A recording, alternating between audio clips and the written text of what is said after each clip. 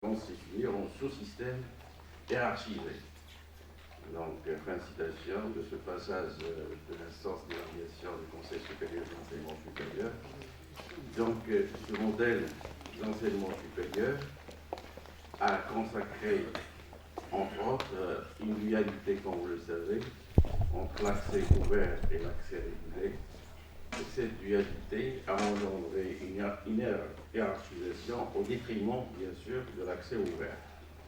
Au Maroc, l'université publique, comme vous le savez, souffre de cette dichotomie qui a trouvé un prolongement institutionnel en raison d'une allocation des ressources qui traite d'une manière préférentielle les étudiants relevant du sous-système dit régulé.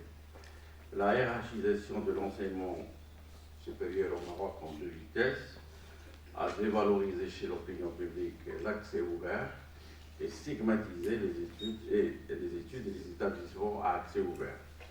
Comme vous le savez, les performances des élèves et des étudiants sont affectées par les origines sociales et l'environnement familial, d'où l'inégalité éducative dont souffrent les couches sociales défavorisées.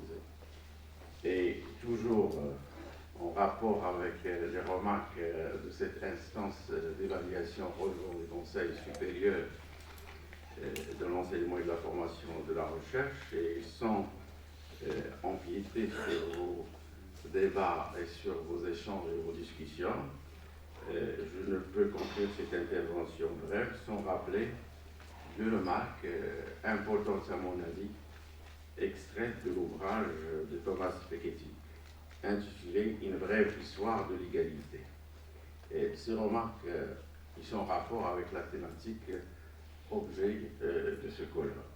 La première remarque relative, extraite de cet ouvrage, est relative au renouvellement des approches de l'égalité et de l'inégalité, dans la mesure où les réflexions récentes se rapportant à la problématique d'inégalité et d'égalité sont pluridisciplinaires, à la frontière de l'histoire, de l'économie, de la sociologie, du droit, de l'anthropologie et des sciences politiques. La deuxième remarque, toujours extraite de cet ouvrage, il est optimiste, ou selon Thomas Piketty, je cite, il existe un mouvement de long terme allant vers davantage d'égalité sociale, économique et politique au cours de l'histoire. Enfin, et en bref, la justice éducative via l'école publique et l'université publique demeure, comme vous le savez, l'instrument essentiel et fondamental permettant de garantir l'égalité des chances ainsi que l'ascension sociale. Enfin, je tiens à remercier le comité d'organisation qui a déployé pas mal d'efforts pour réussir cette manifestation scientifique, notamment le professeur Mafaman, Ouazzani et Kamli. Également, je n'oublie pas de remercier le soutien logistique apporté par le professeur Khalaqi et le secrétaire général dans la perspective justement de réunir les conditions de la réussite de cette manifestation scientifique. Merci pour votre écoute et je souhaite plein succès à votre travail.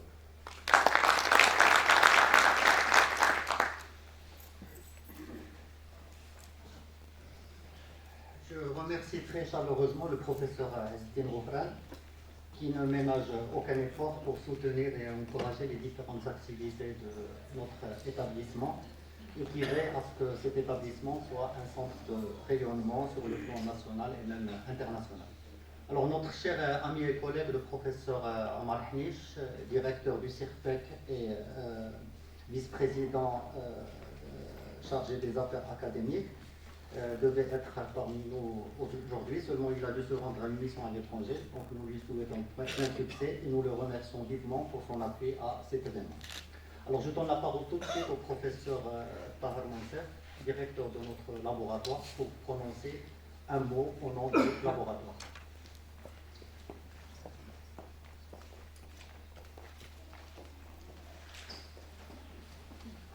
Bien donc, bonjour.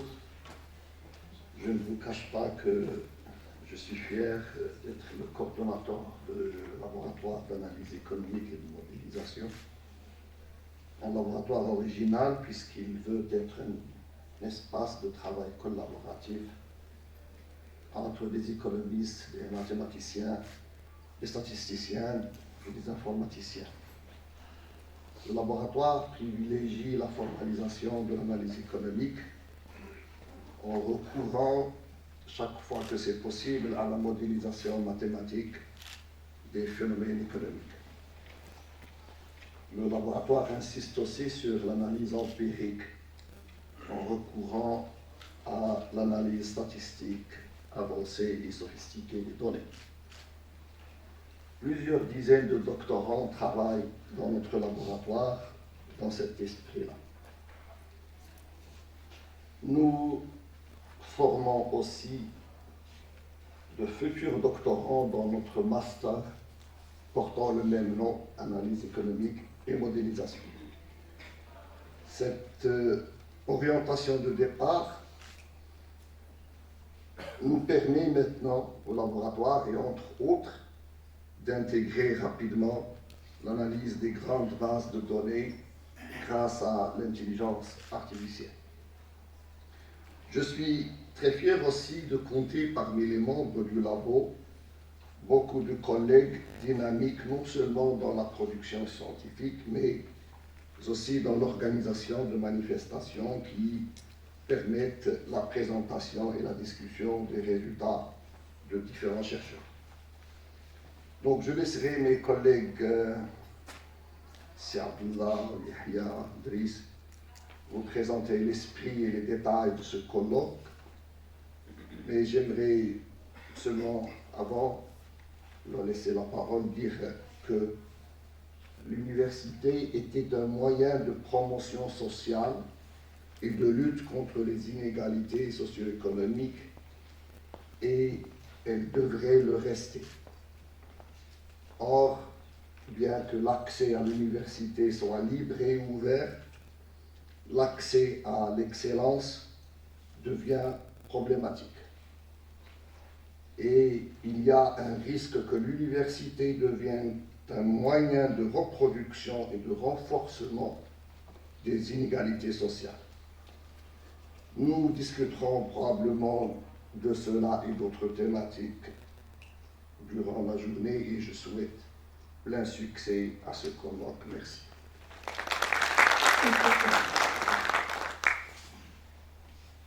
Alors, merci beaucoup, Sefara.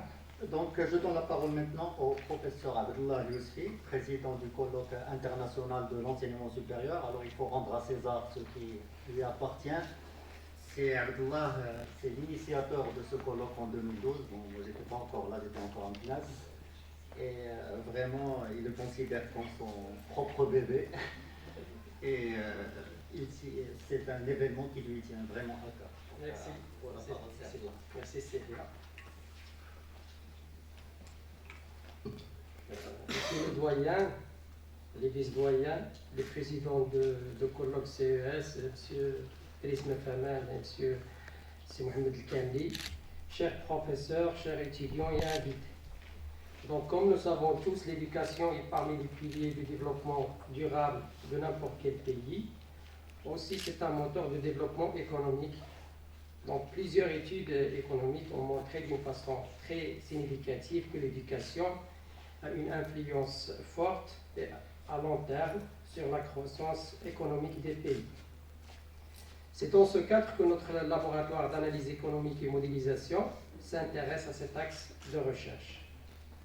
Plusieurs thèses ont été encadrées sur les différentes thématiques, comme par exemple l'adaptation des anciens indicateurs au nouveau système modulaire de l'éducation, introduction du coût caché dans le calcul de l'efficacité de l'enseignement, l'influence de la grille PHPES sur la recherche scientifique, l'influence des inégalités sociales sur l'éducation.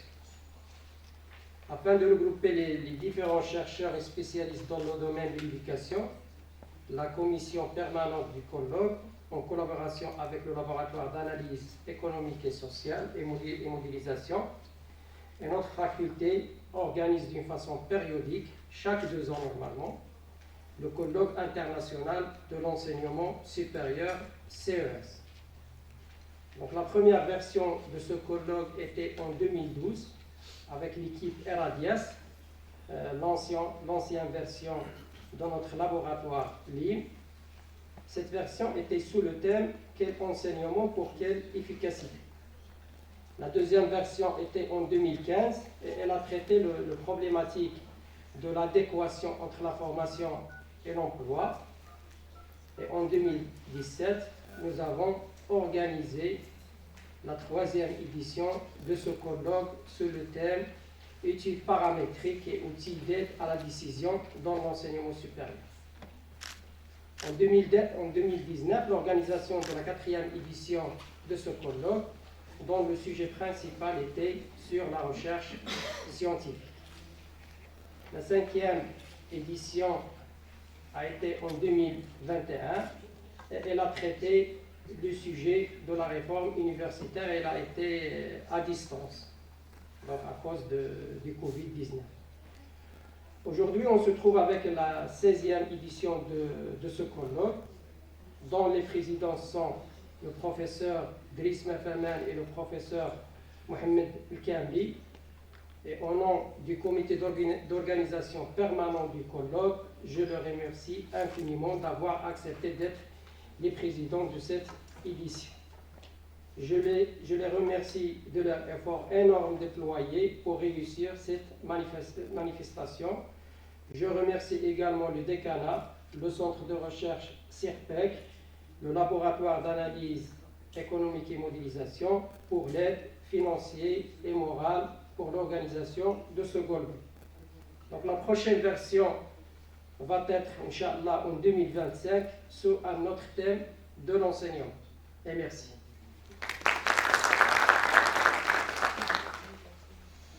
Merci Serdoula. Donc je suis sûr que dès demain, Serdoula va commencer à parler de la prochaine édition, n'est-ce pas? Donc on va clore cette série d'interventions avec le mot du professeur Driss Mefaman, donc président de cette édition du colloque international de l'enseignement supérieur. Donc à toi la parole, Driss.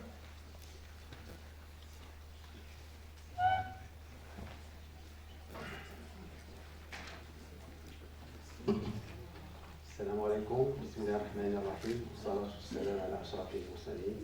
Monsieur le doyen, monsieur le directeur du laboratoire d'analyse économique de l'éducation, monsieur le vice-doyen, monsieur le chef de département, mes chers collègues, mes chers doctorants et étudiants, honorable assistance.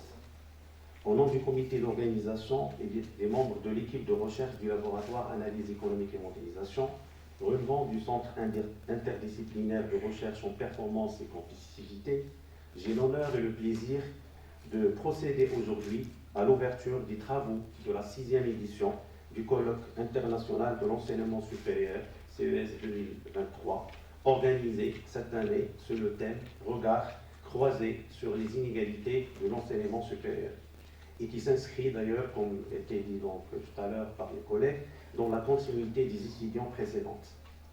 C'est dans cette lignée que cet événement scientifique international se targue comme objectif de constituer un lieu de rencontre, d'échange, d'idées à la fois entre enseignants-chercheurs des différents horizons et entre praticiens et théoriciens des différents sujets autour de la problématique de l'enseignement supérieur.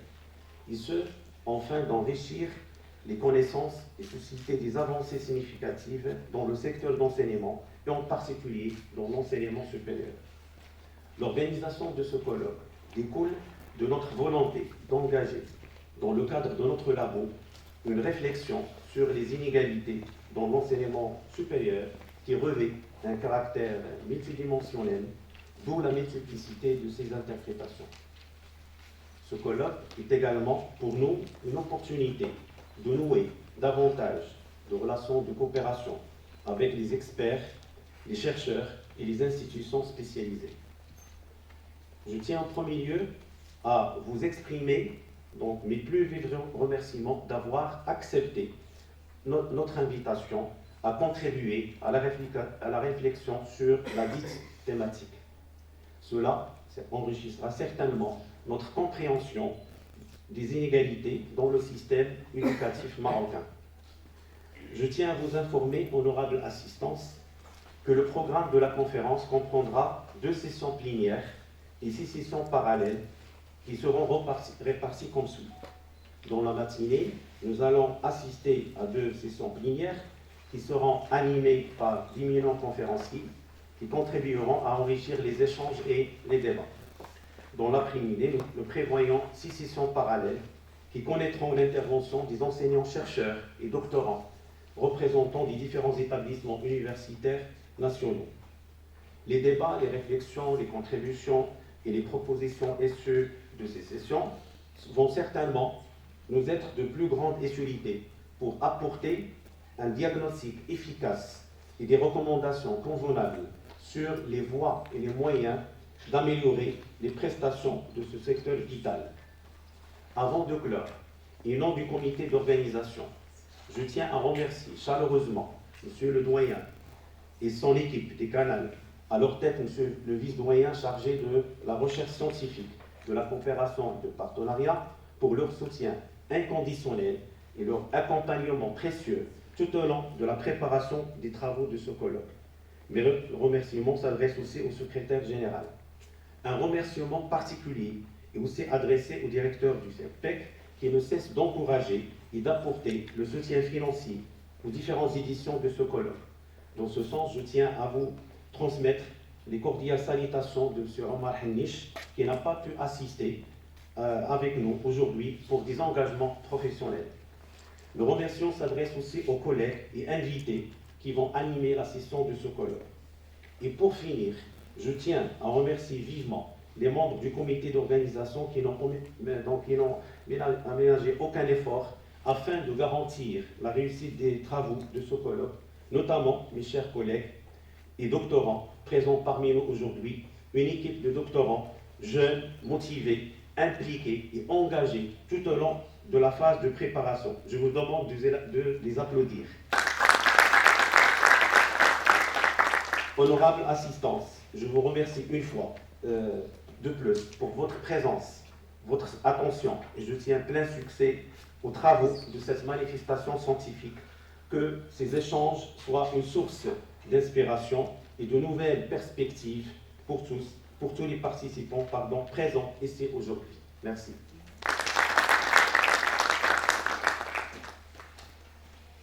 Merci beaucoup Cédric, donc c'est le maestro de l'organisation de cet événement.